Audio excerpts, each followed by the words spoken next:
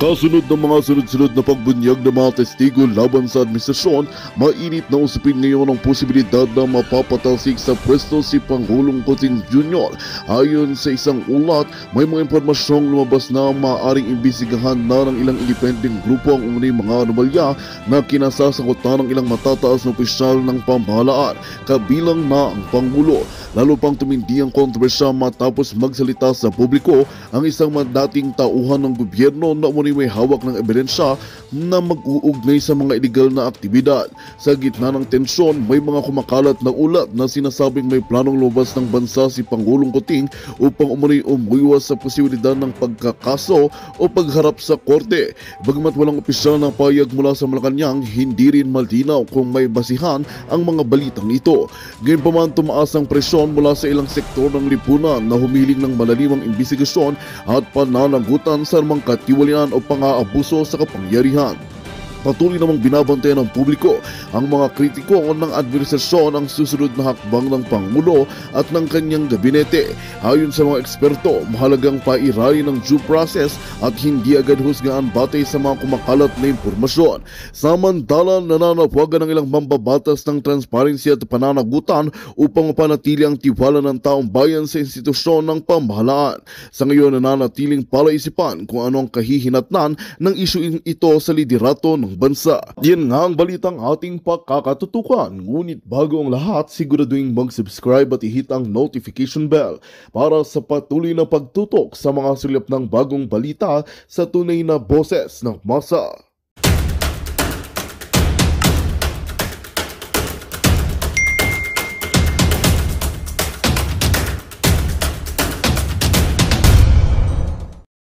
Ako ay sarado. Diba, sarado ang jutak ko nung panahon na yon dahil syempre kapapanalo pa lang ni Bangag.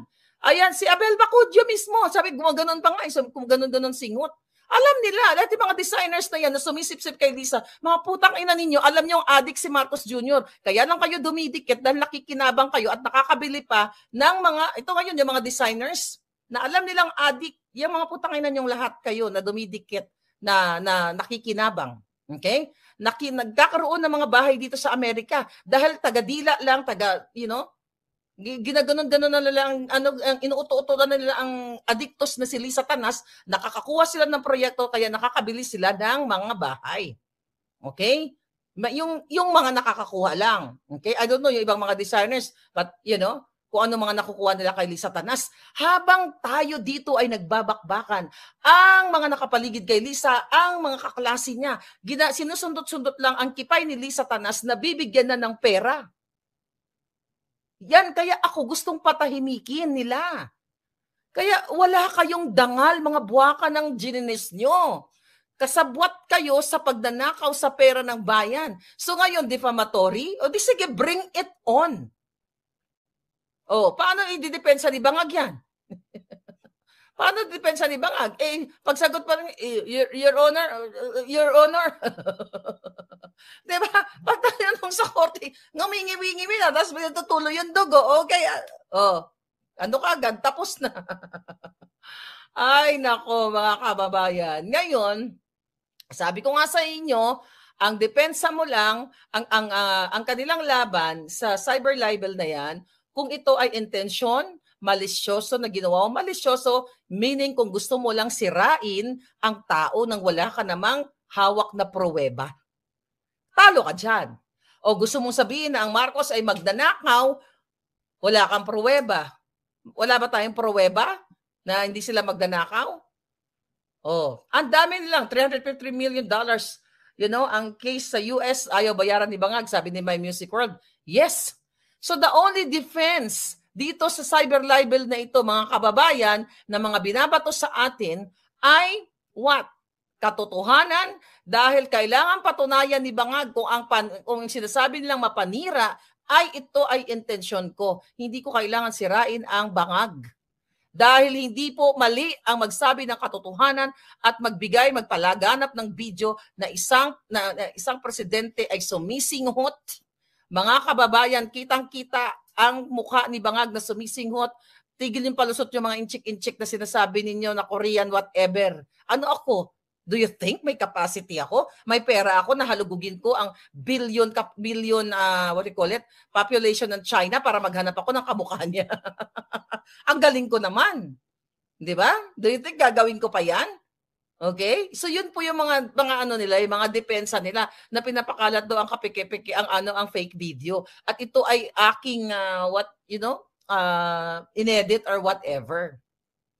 Mga kababayan, unang-una, protected speech po yan. Kahit dito sa batas ng California, ang pagpalabas ng mga usapin na mga katotohanan kung ito po ay nakakaapekto sa pang-araw-araw na buhay ng mga mamamayang Pilipino dahil habang si Marcos Jr. ay sumisingot at si Amy Marcos ay nagdadrama na itama ang pagkakamali ng kadyutahan, kayo ay nalilinlang na naman. Kung gusto muli, babalikan ko itama ni Amy Marcos ang pagkakamali ng kanyang kapatid. Siya mismo dapat ang magsabi na ang kapatid niya ay addictus benedictus, sumisinghot.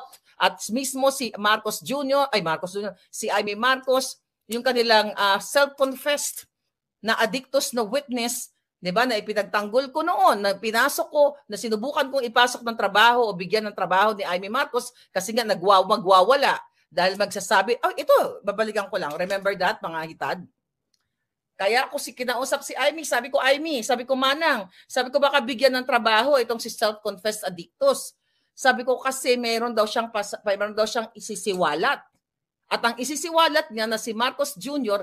ay sumisinghot. Imagine, no? Pinrotektaran ko pa si Bangag noon. Sabi ko kay Senator Manggagamit Amy, Manang, baka naman pwede mong bigyan ng trabaho si self-confessed addictus kasi nga magwawala at masisira si BBM. Sabi kong ganon.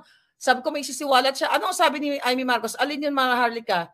Yung pagpapabili ng shab ni Lisa sa kanya para i-supply sa kay Bangag Jr. Yan. Kaya alam mo Amy Marcos, nag-message ka sa akin. Sabi ko, Amy, bigyan mo ng trabaho si self-confessed addictus. Dahil kung hindi, isisiwalat ka yung kapatid mong addictus. Hindi mo naman binigyan ng trabaho, di ba? Dahil sa kadami ng mga issue ng mga bangag, edi naglaman tuloy ng mga tao na talagang addictus. Well, buong Pilipinas, buong mundo na addictus si Bangag Jr. Yun ang katotohanan nun. Kaya, Amy, itigil mo yung kadyutahan. Yung kadyutahan na, tama ang napapaligiran ng demonyo yung aking kapatid. Itama ang mali. Boto niyo ako sa Mayo 12. BS.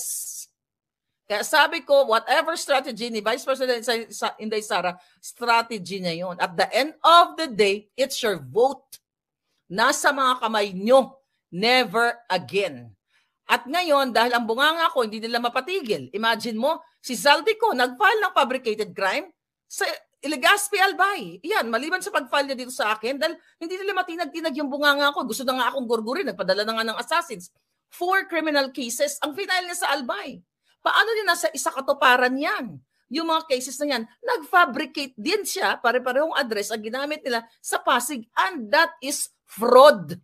Again, inabuso nila ang judicial system ng Pilipinas, mag-invento ng address ni Maharlika para sila ay makafile ng kaso. Yan ang ginagawa ng gobyernong Bangag. Kaya nga sabi ni Harry, catch me if you can.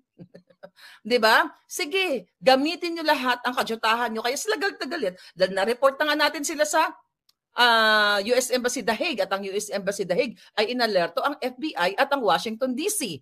Diba? O, they bring it on para mapag-usapan ako, diba? Imagine mo, sikat-sikat, bidabidahan na naman si lola nyo. Diba? Maharlika versus Bangag Jr. It's gonna be spectacular, darling. And I'm waiting for that, diba? Long time ago, last year pa. Ngayon, mga kababayan, ang bottom line dito sa pinag-uusapan natin, diba? Inciting to sedition ba ang ginawa doon? Ibig sabihin, nagsiwalat ka na addictus ng isang tao. Di ba? Lalo na ang presidente, nag-incite ka na kagad ng sedition. So, kaya no wonder, ang PNP chief ninyo, Marbil, ay talagang, okay lang yung mga sumisingot kasi nag-extend sila ng oras. Di ba? Yung si Marbil nagsabi na yung mga nagpupulburon, it's okay kasi they need more time. Diba? Kailangan nila maging up. Pero pag si Bangag Jr. na inilabas mo na siya ay nagdudurog, ay kakasuhan yung mga naglalabas ng ebidensya na ang isang presidente nyo ay nagpupulburon. So ngayon, mga kababayan, wala pong inciting to sedition sa ginawa ko. At nadamay pa itong si Spokes Harry Roque. Kasi ang konteksto, ang intensyon ng video na yon, mga kababayan, ay para malaman ng buong mundo, ng buong Pilipinas, na kayo ay naliligaw na ng landas. Sabi nga ni Amy Marcos, ang kanyang kapatid ay hindi ang namumuno sa Pilipinas, and that is betrayal of public trust. Dapat nga siya na nga dapat ma-impeach.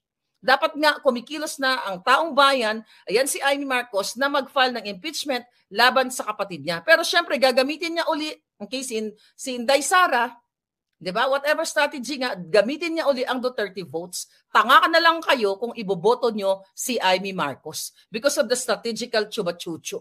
BS yan.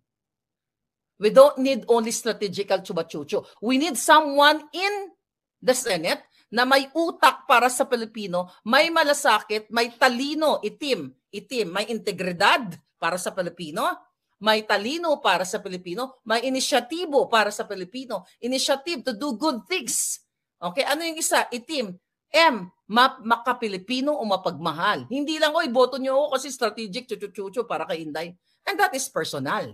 That's not for the Filipino people.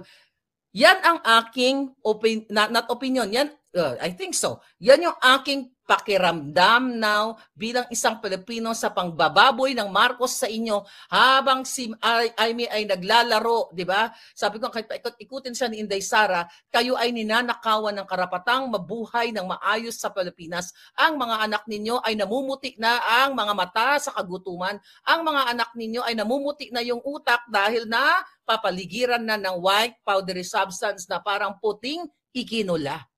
Yan ang katotohanan ng mga palangga. So ngayon, ang ibig ko sabihin dito, sa ginagawa ng gobyerno, ay panakot lamang yan, panindak lamang yan kay Maharlika at kay Harry Roque at sa mga taong nakikinig sa akin at sa mga vloggers. Wala pong inciting to sedition yan. Dahil yan ay katotohanan, hindi po yan fabricated. Hindi yan altered o inedit o whatsoever. Hindi yan computer-related forgery o mga pinagsasabi. Hindi ko yan binago. Dahil wala akong kakayahan. Dahil, forensic na nga yan eh. Wala akong kakayahan mag-edit dahil hindi ako techie. At hindi po peke ang aking mga dokumentong isinend sa inyo o pinakita kanina.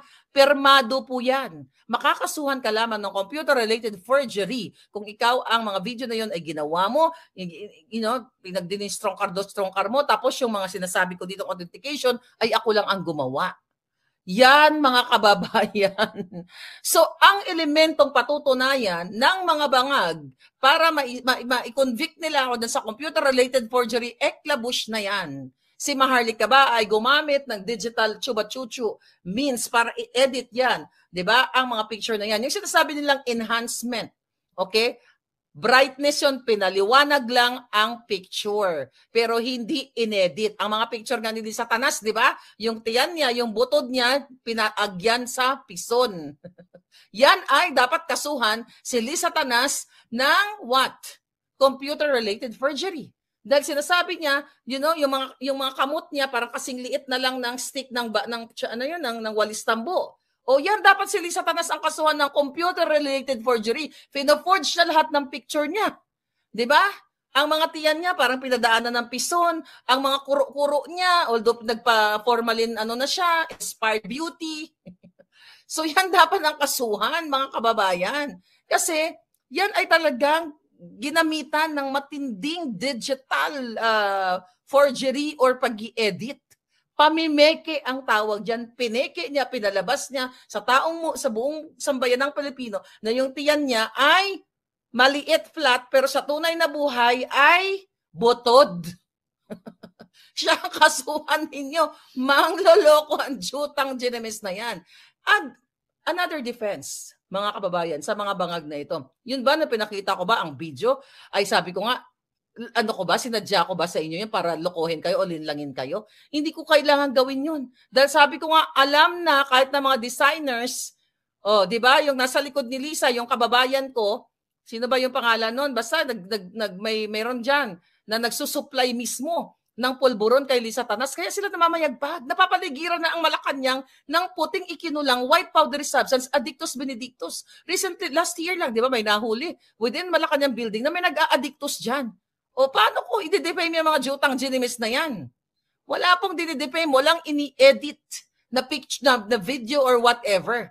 Kasi wala akong ginawang mga bidyong ini-edit-edit. Si Marcos Jr. mismo ay nabidyohan ng kanyang kajamming sa pagsisinghot. Yan ang katotohanan niyan, mga palangga. Ulit-ulitin ko, merong kalayaan, freedom of speech ang taong bayan. At ito ay protektado. Ang mga whistleblowers, ang mga concerned citizens, ang mga mamahayag na, yung mga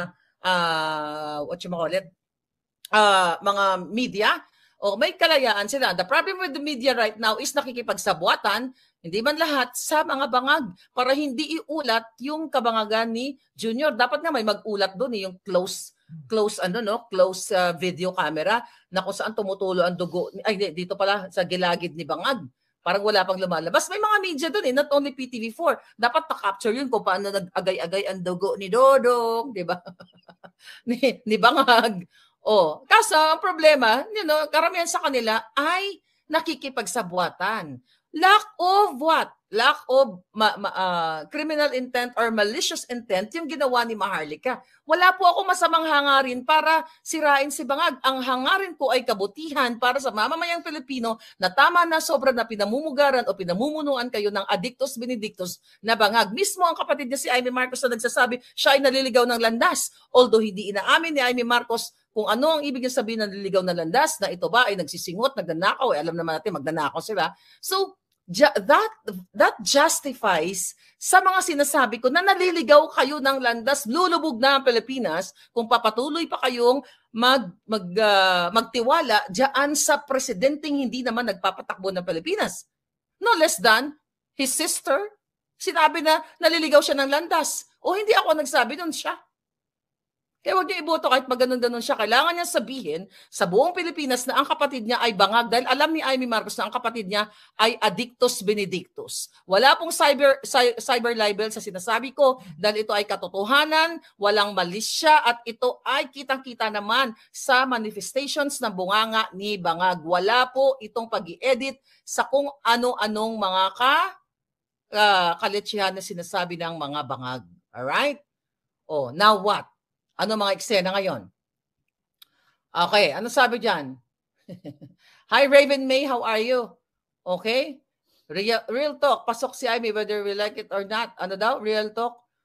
Sabi ni, buhay mo yan palangga. Okay, ano real talk? Real talk na alam ni Amy Marcos na ang kapatid niya ay Addictus benedictus.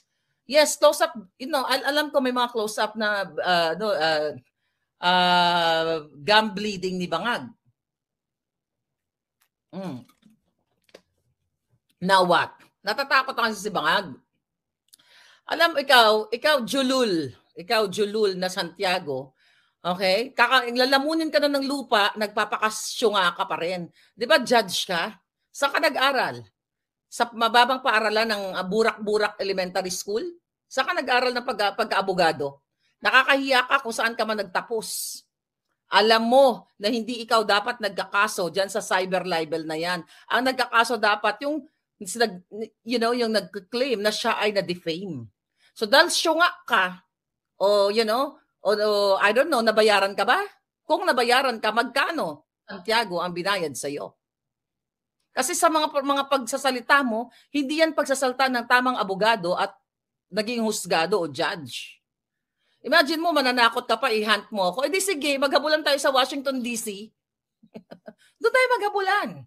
Total, na-report naman na kayo sa FBI and everything. Itodo nyo na yan. Makipag-ugnayan na kaagad kayo sa Amerika. Dali nyo na yan dito. Ang tagal naman. Di ba? Para pag-usapan tayo ng buong mundo, si Bangag. Pag-usapan si Bangag, yun ang pagiging addictus niya. At nang mas lalong makakaalam. Well, alam na yan ng mga, alam na ng Washington DC na addict si Bangag. So, hindi ko na kailangan magsulat-sulat doon dahil nagawa ko na lahat, right? Ngayon, ang dami na, 'di ba? Ang dami na imagine mo si pangalan nito, si Nikki Coseteng, ang tagal na nagsasabi na si Marcos Jr. ay addict. Aba tayo yung kasuhan. Bakit ako? Bakit ako, mga kababayan? The reason, ang sagot niyan, para po sindakin ang mga commenter, sindakin ang mga vloggers para hindi na kayo mag-share o hindi na kayo magsalita about sa pulburon, about sa bangag-bangag. Pinaninindigan ko sa bisa ng authentication na ito. At least makikita ko na yung aking yung nag-authenticate nito, di ba? At nang makita ko si Bangag, makita ko si Bangag doon sa what? Sa korte. Doon lang naman kami magbabakbakan eh. Right? Okay. Ano mga eksena dito? Oh, okay. I'm gonna gurgur one of the trolls of Liza Tanas. Ayan, sa lahat pala ng mga kapalangga ko, don't engage. Huwag kayo mag-engage sa mga troll, i-block nyo kaagad kasi para hindi sila makalamon galing sa kaban ng bayan. Lahat na halos na mga dugyo trolls ni Liza Tanas ay lumalamon yan sa kaban ng bayan. Kasama yan sa pagnanakaw ang mga buwakan ng GNMS na yan. So the moment na makita ninyo, block nyo kaagad para wala silang lamunin. Diba? Dahil ang mga nilalamon nila ay pera ninyo. So block, block, block, yan ang target nila. Dahil alam ko yan. Nung ako ay pumunta doon sa headquarters. Di ba? Sinabi ko sa inyo, parang call center, kahit naman doon sa isang headquarters binabantayan ng Marcos Bangag, Marcos Bangag, ang mga vloggers. Sinabi mismo ni Liza Tanas, Marlica, you can come here every day, you can use that computer, mag-office daw ako doon, biga-biga, alpot patutot, di ba? May mga ganun siya. So alam na alam ko, okay, na yung Marcos Jr. na yan ay vindictive narcissist. Dahil hindi nila matanggap na ang kanilang dating supporter ay binokilya ang kanilang kababuyan lahat. Kaya the ultimate goal nila is gurgurin ako. Okay? Nakalagay na po yan sa mga kaso ko, na isabi ko na yan, nagugurgurin ako nila, nagpadala ng assassins, meron tayong mga, what do you call it? Testigo. So yan. Narcissist psychopath, sabi ni Palangga. Block nyo, huwag kayo mag-engage dyan dahil yan ay mga pakawalayan ng mga bangag. Don't waste your time. Block, block, block. Don't engage. At itag nyo ako para mamaya block ko rin sila. yun. Basta ako Noto Marcos, di ko na binoto yan, sabi ni Jeanette. Alright? Salamat, Marlica, sabi ni Sarah Serrano. Thank you, Palangga. Yes, sabi ni Maida, pati si Nikki Cositeng. Yeah, I know, sinabi na nga natin yan eh. Right, ako okay lang. Okay? Nasa inyo yan. Kaya nga, alam mo, sabi ko, whatever strategy ni Inday Sara, strategy niya yun. Pero ako, huwag na kayong magpabudol muli. Diba? Huwag na huwag kayong magpabudol muli. Okay? Huwag na huwag dahil hindi yan para siya sa taong bayan. Grabe, ang daming trolls, pati page ko, puro baguhan ang pumapasok. Sabi ni Charlene Yabs, block mo na kagad Palangga. Huwag ka na mag-atubili pa. Block, block, block. May troll farm sila. Pera na naman ang bayan niya. Di ba sinabi ko sa inyo? Miss Liza Tanas pa lang, yung troll farm, yung firm na binayaran niya, according to our source, 5 million. Para lang magpuri sa kanya na, ang sexy-sexy ni Liza Tanas, kahit butod, ang kinis-kinis ng mukha, kahit formalin inspired. So yan, 5 million pala. 5 million, mura na nga yun eh. Pera nyo yun. Diba? Ay, mura na nga yun. Mapapamura ka talaga. Hindi mura pala yung 5 million yun. Isang tao pa lang. Wala pa yung trolls ng ibang mga ahensya ng gobyerno. Lahat yan sila may trolls. Wala pa yung trolls ni Bangag. From budol-budol man to bloody mouth, sabi ni Wonderland. Libat na si Satanas. Ayan. Pwede. Okay na. Ano sabi? Yes, SDS New York, wag nang magpabudol muli. Ayoko, grabe na ang resulta ng ginagawa nila. Wag itong sa mga OFW, wag po kayo mapanghinaan. Kailangan nyo pa rin bumoto. Sabi ko nga, I'm just waiting for Attorney Glenn. Medyo busy lang siya kahapon. Magbablog kami at i-discuss namin yan, yung mga naglalabasan ngayon na online voting na allegedly pandaraya. Alright? So ngayon, mga kababayan, gusto kong iwanan sa inyo ang panghuling salita. Yung ginagawa po sa akin at kay Harry Roque at sa iba pang mga vloggers ay paninindak, pananakot. Ito po ay very Marcos. Very Marcos. At kasabwat po dyan si Amy Marcos sa lahat ng kababuyan ng kapatid niya. Bakit? Accomplice ka. Alam mong adikto sa kapatid mo at sinisira ang kaban ng bayan, sinisira ang kinabukasan ng mga Pilipino. Hindi ka nagsasalita. Magsasalita ka lang, nasasabi mo, tama ang mali during election season. Wake up! My goodness! Yun na yung sa akin, never again. Kaya mula dito, sa aking kinauupuan, labanan natin ang mga bangag. Para nga pala, doon sa mga media kasi parang yung tinatanong nila kung ano ang aking opinion. Bakit hindi ako interviewin ng live? Total, gusto nyo ng opinion na live? Interview nyo ako, gusto nyo ng opinion? I-live nyo. Wag yung yung mga recorded. Kasi pag record, pwede yan i-twist. Diba? I'm willing to be interviewed. Basta wag, live. Wag yung recorded kasi pwede nyo i-chop-chop yun at nasasabihin ko lahat. Malay nyo, ibigay ko to sa inyo. Itong authentication, pag sinuwerte kayo. Anyway, ingat kayo mga palangga. Huwag po kayong mag-alala dahil si Maharlika ipinanganak o nasa napupunan pa lang ng nanay niya ay meron ng punyal. Kaya huwag po tayong susuko. Hindi po tayo susuko sa mga bangag. Bangag lang sila. Tayo ay itim, may integridad, talino, inisyatibo, at may pagmamahal sa bayan. Alright, itim, itapon nyo na si Marcos. Lahat ng mga Marcos. I'll see you again later. Magandang balita ang hatid namin sa inyo ngayong araw. Sa pagtatapos ng aming balitaan, nagbigay kami ng mga mahalagang impormasyon. Maraming salamat sa pagtutok at pagsuporta sa aming programa. Huwag kalimutang manatili sa mga susunod na araw para sa mga bagong balita at mga kwento na dapat nating abangan. Mula sa Boses ng Masa, magandang araw Pilipinas!